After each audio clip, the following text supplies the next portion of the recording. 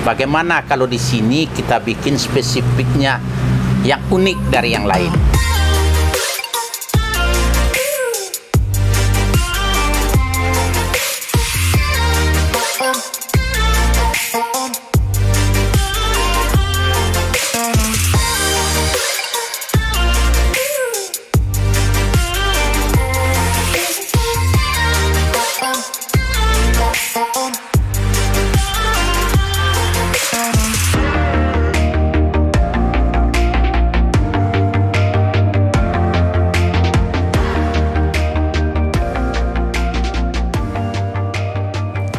Assalamualaikum Dinas Pariwisata, welcome back to our channel Dinas Pariwisata Provinsi Sumatera Barat. Dan jumpa lagi bersama kami di edisi Malapa Mautalama Pariwisata dan Ekonomi Kreatif.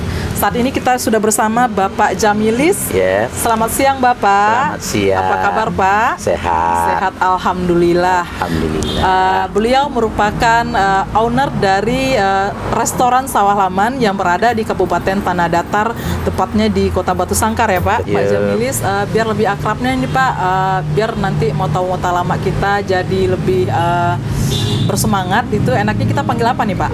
Abang Jamilis. Abang Jamilis. Kalau boleh tahu nih Bang, ini restoran Sawah Laman itu berdirinya dari kapan itu Bang? Restoran Sawah Laman yang pastinya berdiri tahun 2003. Berdirinya ya setelah Ambo selesai pensiun. Dulu Ambo pernah bakarajo di pemerintah daerah, ya membantu bupati di bidang kepariwisataan juga, menjabat sebagai kepala dinas di Tanah Datar. Setelah pensiun lebih kurang 3 tahun, baru setelah itu tuh timbul niat kami juga keluarga untuk membangun Sawah Laman. Sawah Laman itu usaha keluarga, karena kita di kampung punya apa namanya istilahnya pusaka, harta pusaka gitu. Yang ditinggalkan oleh orang tua atau mertua. Kemudian kita punya sawah, kita punya rumah gadang, kemudian banyak-banyak lagi yang peninggalan yang kita warisi dari mertua. Pada awalnya memang kita dulu dengan keluarga tinggal di sini, tetapi setelah dapat anak perempuan sesuai kebiasaan orang Minang, kita kalau sudah dapat anak perempuan, si bapak punya kewajiban untuk membuat rumah atau dangau istilahnya. Di sanalah kita nanti untuk berdiam, karena rumah gadang ini difungsikan adalah untuk rumah keluarga atau kaum secara keseluruhan. Disinilah segala sesuatunya, kegiatan-kegiatan adat, kegiatan keluarga kita selenggarakan setiap ada kematian, umpamanya ada perhelatan, kemudian ada juga kegiatan-kegiatan adat lainnya seperti sunatan, kemudian akikah dan lain-lain segala. Menarik sekali nih Bang. Dulu Abang merupakan salah seorang birokrat. Betul. Nah, kemudian beralih ke pelaku usaha ekonomi kreatif subsektor kuliner. Iya. Nah, kira-kira apa yang memotivasi Abang untuk membuka usaha kuliner seperti ini, Bang? Ini kalau diceritakan ini bisa panjang. Tapi karena kita punya potensi sebagaimana yang kami jelaskan tadi, kita punya rumah gadang, kita punya harta peninggalan dari mertua, ini tidak terurus. Karena banyak dari antara keluarga kita yang pergi merantau, termasuk anak-anak sekolah jauh di sana. Kemudian setelah kita pensiun, rumah gadang ini boleh dikatakan tinggal, tidak ada yang mengurus. Nah, tapi setelah saya pensiun, kita punya usaha, kita punya kegiatan lain untuk kegiatan-kegiatan setelah pensiun. Tetapi melihat pada kondisi rumah gadang yang tinggal begitu saja, akhirnya timbul pemikiran Setelah kita berkumpul secara bersama-sama keluarga, kemudian keluar pendapat, ide-ide yang bernas, akhirnya kita sepakat ya untuk mendirikan restoran di sekitar lokasi rumah gadang ini. Akhirnya setelah itu kita lakukan survei, setelah itu kita adakan dialog-dialog, kemudian kita himpun data-data, kita sependapat, kita dirikan restoran. Ide restoran pada awalnya ini muncul dari kawan-kawan yang bergerak di bidang pariwisata, menyarankan lokasinya antara Rau-Rau dengan Istana atau Istana dengan Sengkara. Ide inilah yang muncul waktu kami mendiskusikan bagaimana cara memelihara rumah gadang ini yang ditinggalkan oleh mertua. Nah, itulah kesimpulan kami dari banyak ide-ide yang muncul dari keluarga. Nah, berkesimpulanlah kita untuk membuat restoran. Kemudian kami beri nama lah restoran ini Sawah Laman. Kenapa Sawah Laman? Ya. Nah, ini pertanyaan. Itu tadi yang akan mau ditanyain, Bang. Iya.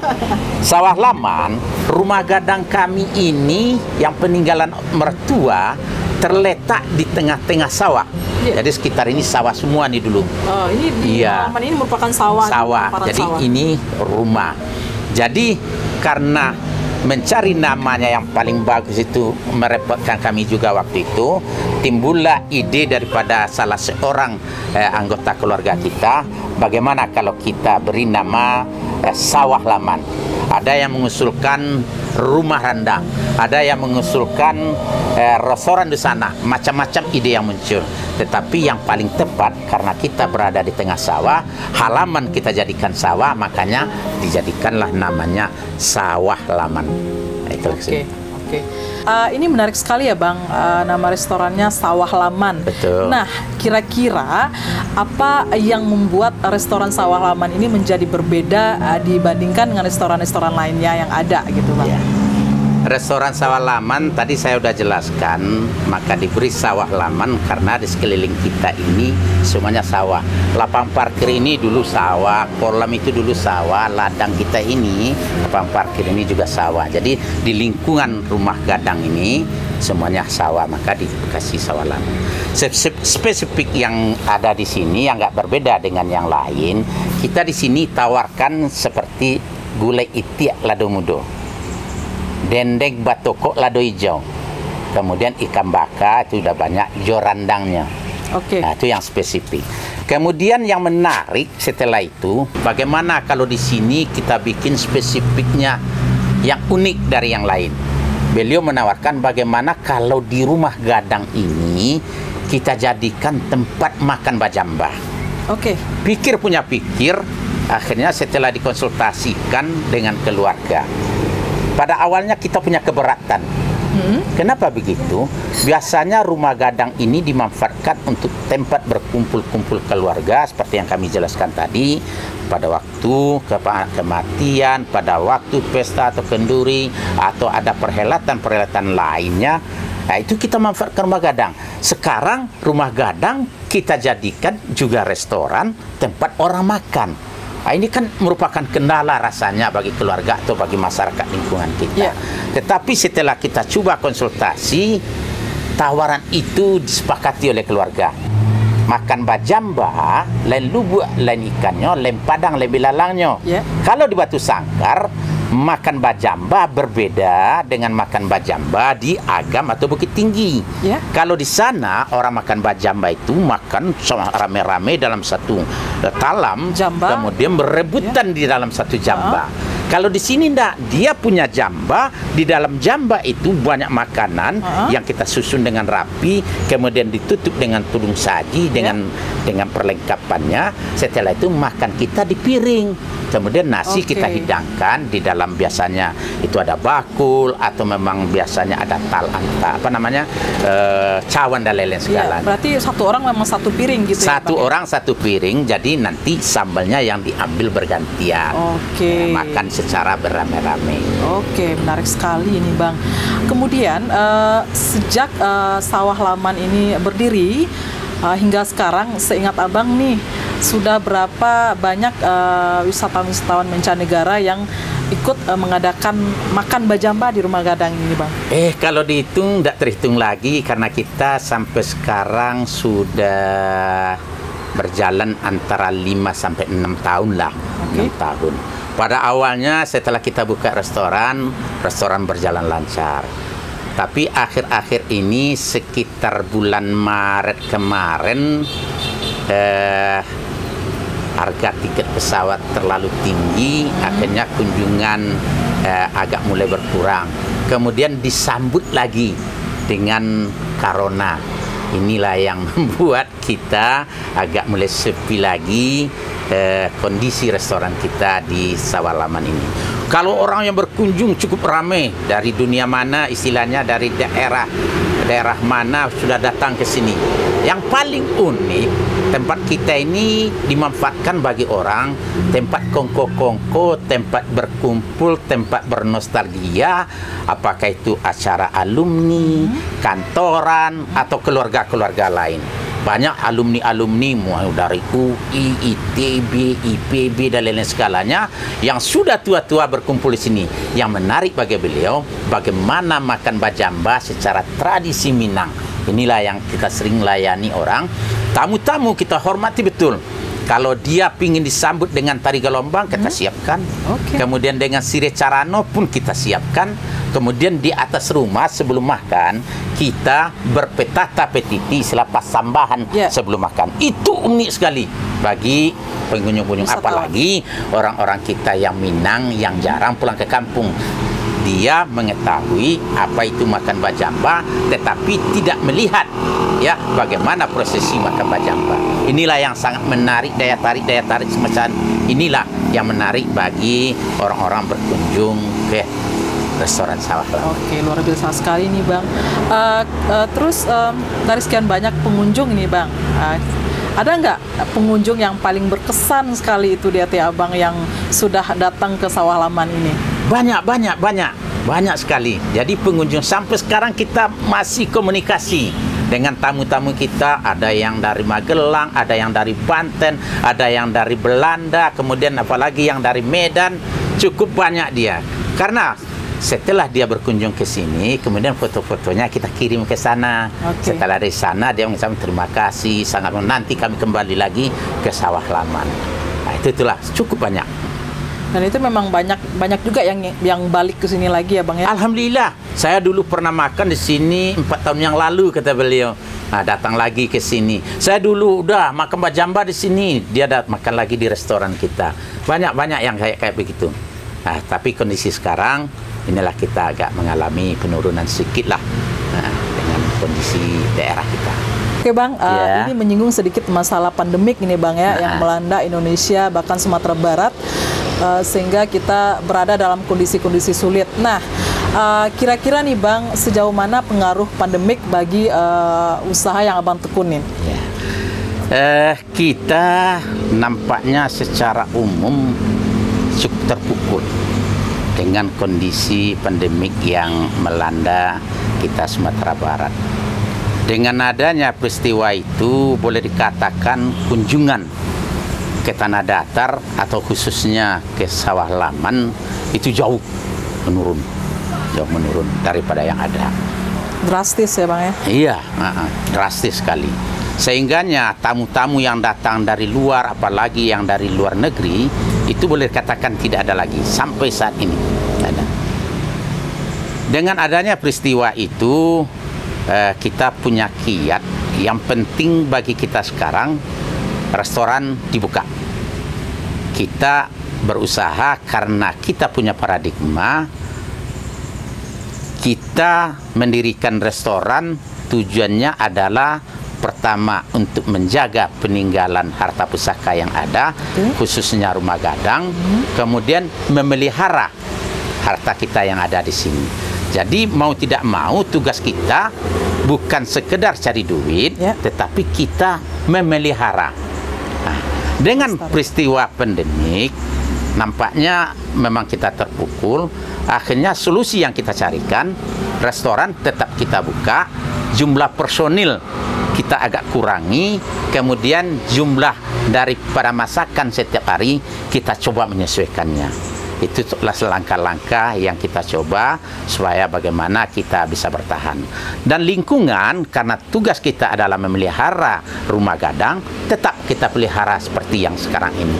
Ya, setiap hari kita usahakan rapi sesuai dengan sabta pesona, bersih, hijau, lestari, apalagi istilahnya daripada ini, sehingganya kita tetap memelihara restoran ini dengan baik. Kolam tetap kita bersihkan, ikannya kita pelihara, kita kasih makan, rumput-rumput kita pelihara, taman-taman kita usahakan merapikan dan lain-lain segalanya. Demikian juga di dalam. Di dalam kita tata dengan rapi sehingga orang duduk bisa punya jarak, kemudian segala kelengkapan atribut untuk corona atau pandemi ini kita siapkan. Ikut menerapkan tatanan new normal ya Bang. Tatanan new normal ya, betul. Kalau boleh tahu nih Bang, sejak diberlakukannya PSBB kemarin dari pemerintah Provinsi Sumatera Barat, restoran Sawah Laman ini sudah berapa lama bukanya Bang dari PSBB tersebut? Kita bulan puasa yang biasanya itu kalau istilah kita tempatnya cari duit. Karena di tempat kita ini pada waktu berbuka semuanya penuh. Dimanfaatkan bagi orang-orang keluarga, acara-acara alumni, acara-acara yang lain-lainnya, sehingganya pesanan waktu bulan puasa itu ramai sekali. Tapi bulan puasa kemarin kita tidak buka. Kita tiadakan karena kondisi-kondisi tadi. Kemudian bertahan itu lebih kurang 1,5 bulan kita tutup. Baru sekitar 3 bulan kemarin kita buka lagi ya dengan prinsip yang tadi. Kita usahakan ini tetap kita bersihkan, ini kita buka. Cuma jumlah personil kita coba mengurangannya, kita rumahkan istilahnya. Kemudian setelah itu persediaan makanan kita sesuaikan. Kalau ada pesanan kita siapkan sebagaimana mestinya. Kalau tidak kita sesuaikan dengan hari-hari yang bersangkutan. Biasanya hari yang paling ramai kalau di restoran kami itu Jumat, Sabtu, Minggu. Senin, Selasa, Rabu, Kamis itu biasa-biasa. Malahan di sini pasarnya, pekannya hari Kamis. Itu kondisi biasa. Jadi nampaknya memang perkembangan restoran Sawah Laman ini sesuai dengan hasil survei kami, yang paling banyak itu yang kita nanti tamunya memang yang dari luar. Ikan ya Pak? Iya. Kemudian yang dari dalam boleh katakan kami menargetkan dulu 10%.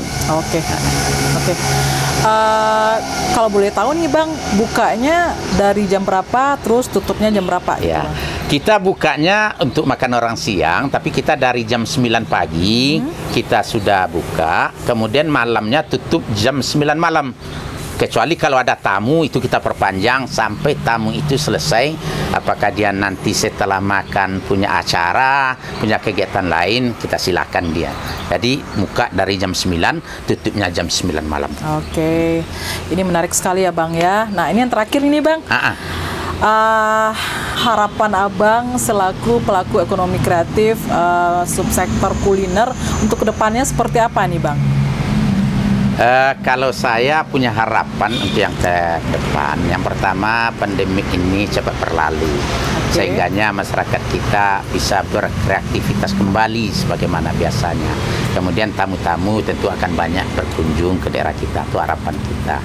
Yang kedua kepada pemerintah, baik provinsi maupun yang berada di tanah datar, kita berharap ada dukungan daripada objek wisata kita Istana ini.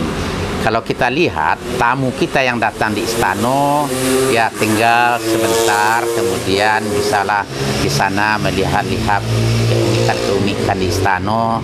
Kemudian sekarang sudah ada lagi satu kegiatan, umpamanya setiap tamu yang datang dia berpakaian adat, itu unik bagi mereka. Tetapi setelah kita perhatikan, setelah itu beliau tidak habis pikir mau balik kemana, mau pergi kemana.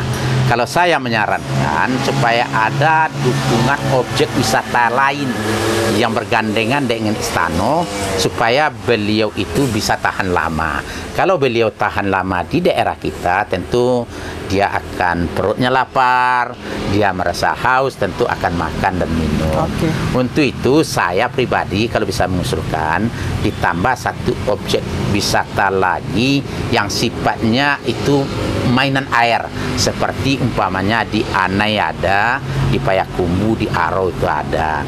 Sehingganya nanti dengan ada itu, tamu-tamu kita yang banyak yang datang dari Pekanbaru, yang bawa keluarga maupun yang mahasiswa-mahasiswa di sana, dia akan lama kemudian akan bisa bermain di daerah kita ini, sehingganya pendapatan daerah akan lebih bisa meningkat.